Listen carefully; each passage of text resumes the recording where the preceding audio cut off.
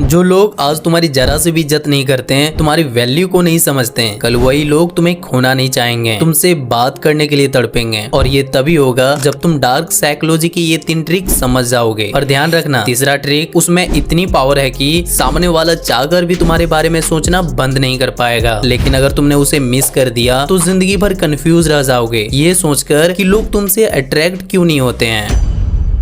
कभी सोचा है लोग तुम्हारी वैल्यू तभी क्यों समझते हैं जब तुम उनके पास अवेलेबल नहीं होते हैं?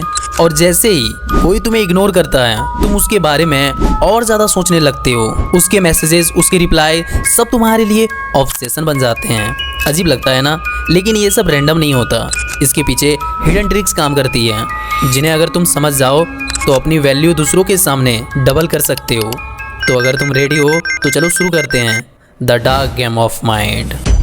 Trick number 1, rarity effect. सोचो तुम्हारा एक दोस्त है जो तुम्हें रोज कॉल करता है। पहले पहले तुम्हें अच्छा लगता है, तुम सोचते भी हो यार ये मुझे वैल्यू करता है, मेरे लिए टाइम निकालता है। लेकिन धीरे धीरे वो कॉल्स तुम्हारे लिए हैबिट बन जाता है और तुम्हें लगने लगता है हाँ ये तो वैसे ही कॉल करेगा जैसे रोज कॉल करता है, और तुम उस चीज को सीरियसली लेना बंद कर देते हो। लेकिन एक दिन अचानक वो कॉल करना बंद कर दे तो क्या होगा? तुम तुरंत सोचने लगोगे, अरे आज इसने कॉल क्यों नहीं किया, कुछ प्रॉब्लम है क्या, या मुझसे नाराज है? कुछ समझे? पहले जो चीज नॉर्मल थी उसकी वैल्यू तब समझ आई जब वो रेयर बन गई। इसीलिए अपने आप को थोड़ा रेयर बनाओ, हर वक्त अवेलेबल मत रखो, हर मैसेज का तुरंत रिप्लाई मत दो, हर प्लान में तुरंत रेडी मत हो जाओ। थोड़ा अपने टाइम को रेयर बनाओ, देखना सामने वाला तुम्हारी और ज्यादा इंपॉर्टेंस फील करेगा और तुम्हारी प्रेजेंस को मिस भी करेगा। सिंपल शब्दों में, अगर तुम चाहते हो कि लोग तुम्हारी वैल्यू समझे तो हमेशा अपने आप को इजिली अवेलेबल मत रखो। जितना तुम्हारा टाइम रेयर होगा उतना ही तुम्हारी वैल्यू होगी।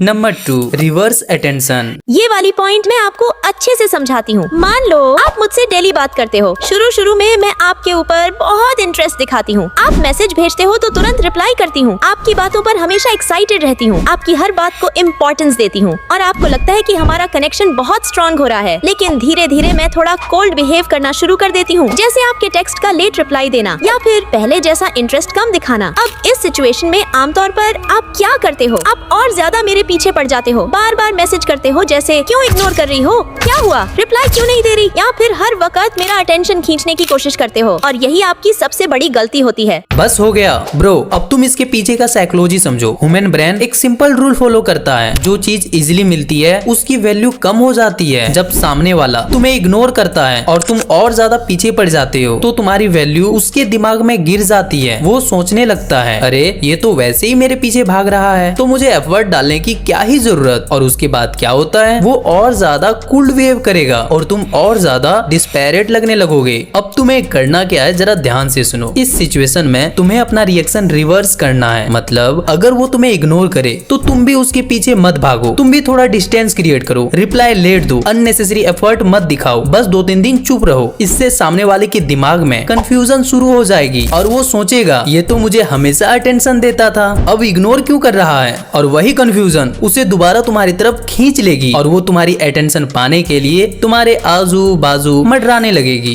इसका रूल सिंपल है, जब तुम्हें कोई इग्नोर करे उसके पीछे मत भागो, अपना रिएक्शन कंट्रोल करो, उसके बिहेवियर का मिरर इफेक्ट दिखाओ। जितना तुम अपनी एनर्जी बचाओगे और अपना रिएक्शन स्मार्टली रिवर्स करोगे उतना ही तुम्हारी वैल्यू सामने वाले की नजरों में बढ़ेगी। सिंपल शब्दों में इग्नोर का बेस्ट जवाब है साइलेंस और डिस्टेंस। यही है रिवर्स अटेंशन की पावर।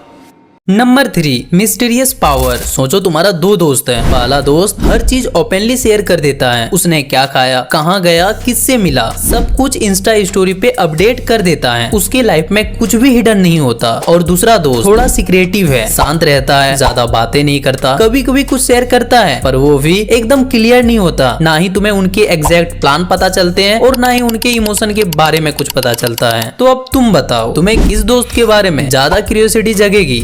ऑब्वियसली दूसरा, क्योंकि इंसान हमेशा उस चीज के पीछे भागता है जो चीज पूरी तरह से क्लियर ना हो। और इसी को कहते हैं मिस्टीरियस पावर। जब तुम अपने बारे में हर चीज ओपनली शेयर कर दोगे तो लोग तुम्हें एक ओपन बुक की तरह देखने लगेंगे और ओपन बुक कभी भी एक्साइटिंग नहीं लगती। लेकिन अगर तुम थोड़ा अपने अंदर मिस्टीरियस लाओ, अपनी लाइफ का हर प्लान, हर प्रॉब्लम, हर इमोशन ओपनली ना बताओ तो सामने वाले के दिमाग में तुम घूमते रहोगे और वो सोचता रहेगा कि आखिर ये बंदा सोच क्या रहा है, इसके लाइफ में चल क्या रहा है। और और यही कंफ्यूजन उसको तुम्हारे तरफ और ज्यादा अट्रैक्ट करेगी। तो इसका रूल सिंपल है, हर प्लान ओपनली मत बताओ, अपने इमोशन 100% सामने वाले के सामने मत रखो, सोशल मीडिया पे अपनी लाइफ का हर अपडेट देना बंद कर दो, थोड़ा सीक्रेटिव रखो। लोग जितना कम तुम्हारे बारे में जानेंगे उतना ही ज्यादा तुम्हारी प्रेजेंस उनके लिए स्पेशल लगेगी। सिंपल शब्दों में, जो कम दिखाता है वह हमेशा ज्यादा क्यूरियस बनता है और यही है मिस्टीरियस पावर का असली मैजिक। तो ब्रो, अगर तुम चाहते हो कि लोग तुम्हें इज्जत दें, तुम्हारी वैल्यू समझें और तुम्हें खोना ना चाहें, तो ये 3 साइकोलॉजी ट्रिक अपनी लाइफ में अप्लाई करो। बस याद रखो, जब तुम्हारा टाइम रेयर होगा, तुम्हारी अटेंशन सिलेक्टिव होगी और तुम्हारी पर्सनैलिटी मिस्टीरियस लगेगी, और तभी लोग तुम्हें इग्नोर कर ही नहीं पाएंगे, बल्कि तुम्हारी तरफ ऑटोमेटिक खींचे चले आएंगे। और अगर ऐसे ही पावरफुल साइकोलॉजिकल ट्रिक जानना है तो चैनल को अभी सब्सक्राइब कर देना, क्योंकि नेक्स्ट वीडियो इससे भी खतरनाक होने वाली है।